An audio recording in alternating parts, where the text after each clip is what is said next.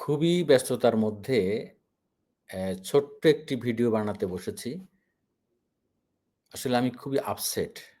আমার ধারণা বিষয়টা আপনারা যারা শুনেছেন এবং যারা শোনেননি, তারাও খুবই হতবাক এবং হতাশ হবেন।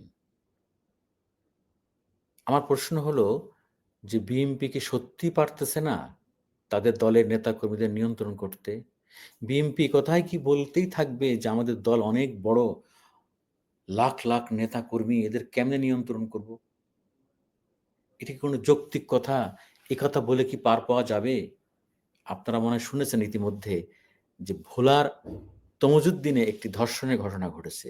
সেই ঘটনাটা এত পৈশাসিক, এত ভয়াবহ, যেই ঘটনার সঙ্গে তার বিএনপির শ্রমিক দল, ছাত্র দল সহ বিএনপির লোকজন জড়িত। পোর্টফোলিওধারী।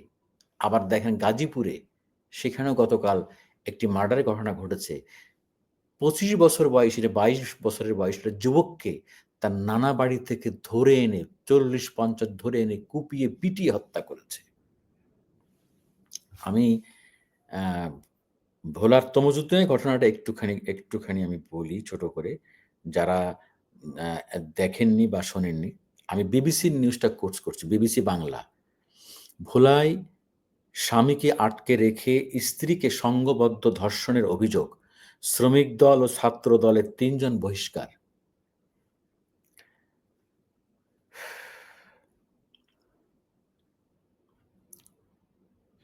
আ বাংলাদেশের উপকূলীয় জেলা ভোলার তমজুদ্দিন উপজেলায় স্বামীকে আটকে রেখে স্ত্রীকে সংঘবদ্ধ ধর্ষণের অভিযোগ পাওয়া গিয়েছে।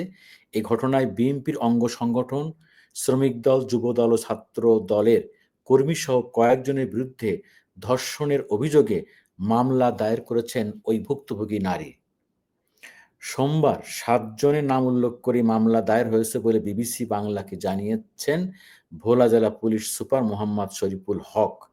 ওই গৃহবধূর স্বামী তমুজুদ্দিন উপজেলার একটি ইউনিয়নের বাসিন্দা। তিনি ঢাকার একটি হোটেলে বাবুর্চি চাকরি করতেন। তার ২ জন স্ত্রী রয়েছে বলেও জানা যায়।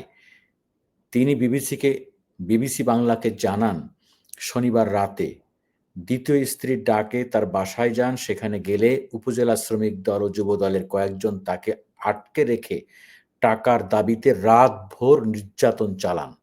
পরে ফোন করে তার ১ম স্ত্রীকে টাকা নিয়ে স্বামীকে ছাড়িয়ে নিয়ে যেতে বলা হয়।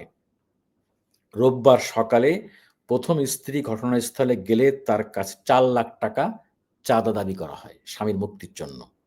টাকা দিতে রাজি না হয় ওই ব্যক্তিকে পাইপ ও রড দিয়ে বেদমভাবে পিটানো হয়। এক পর্যায়ে দুপুরের দিকে তাকে বাড়ি থেকে সরিয়ে ১ম স্ত্রীকে কয়েকজন ধর্ষণ করে।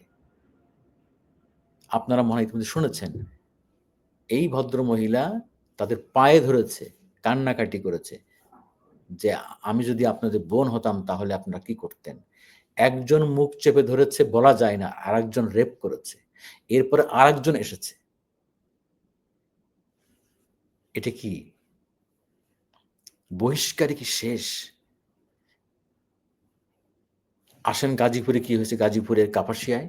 সেখানে নাঈম নামে ২২ বছরের এক যুবক ২ মাস ধরে এদের ভয়ে পালিয়েছিল। নানা বাড়ি গিয়েছিল। সেখান থেকে ১৫ টা সিএনজি নিয়ে ধরে পিটিয়ে হত্যা করেছে। ৪০-৫০ জন যুবক। বলা হচ্ছে তারা কাপাসিয়া উপজেলা বিএনপির সভাপতি রিয়াজুল হান্নানের ক্যাডার। বলেন, এরা কারা? এই বাংলাদেশে এখনো এইভাবে ধর্ষণ, এইভাবে তুলে এনে পিটিয়ে মেরে ফেলা, এখানে কি রাষ্ট্র আছে কি নেই? আজকে দুপুরে আমাকে একজন বলছিলেন যে, বিএনপির পদত্যাগের দাবি উঠেছে। ১ম এ এই শব্দটা শুনে একটু খটোমটো খেয়ে গেলাম। বিএনপি তো এখনো ক্ষমতায় আসে নাই।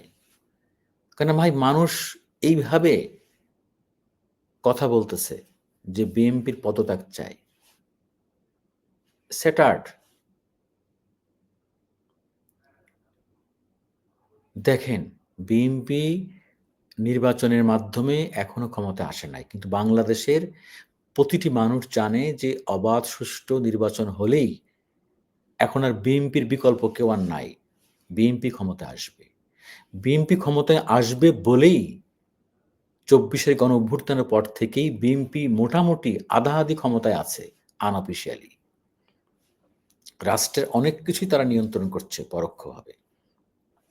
আমরা জানি, আপনারাও জানেন সাংবাদিক হিসাবে।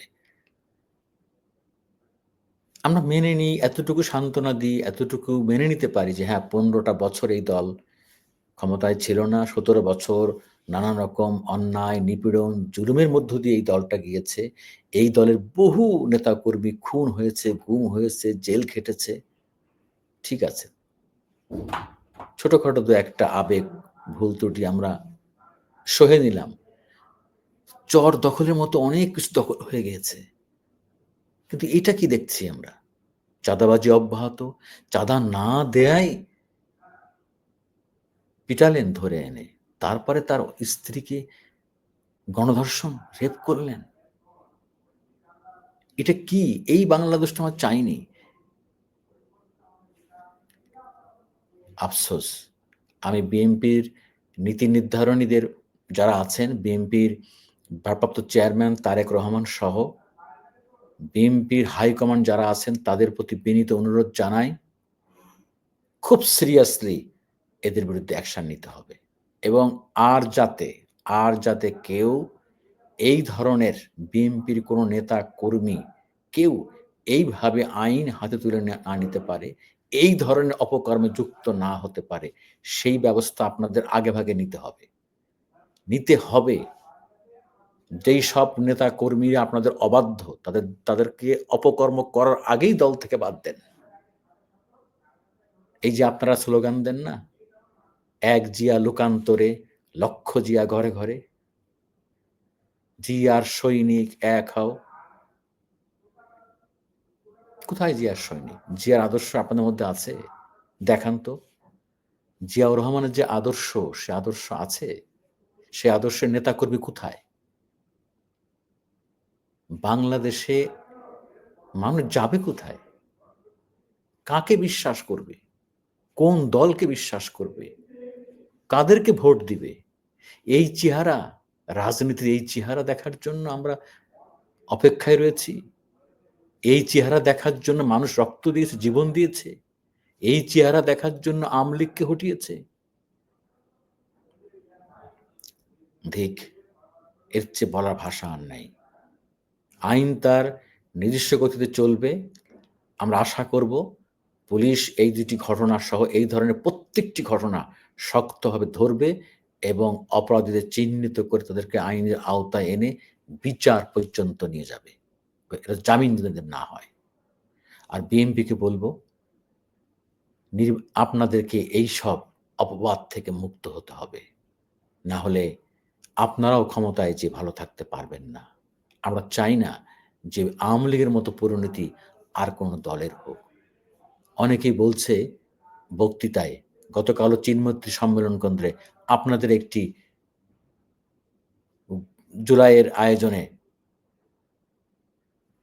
অনেককে বলতে শুনেছি যে আওয়ামী লীগ একটি দল না, একটি অপরাধী সংগঠন, একটি ক্রাইম অর্গানাইজেশন।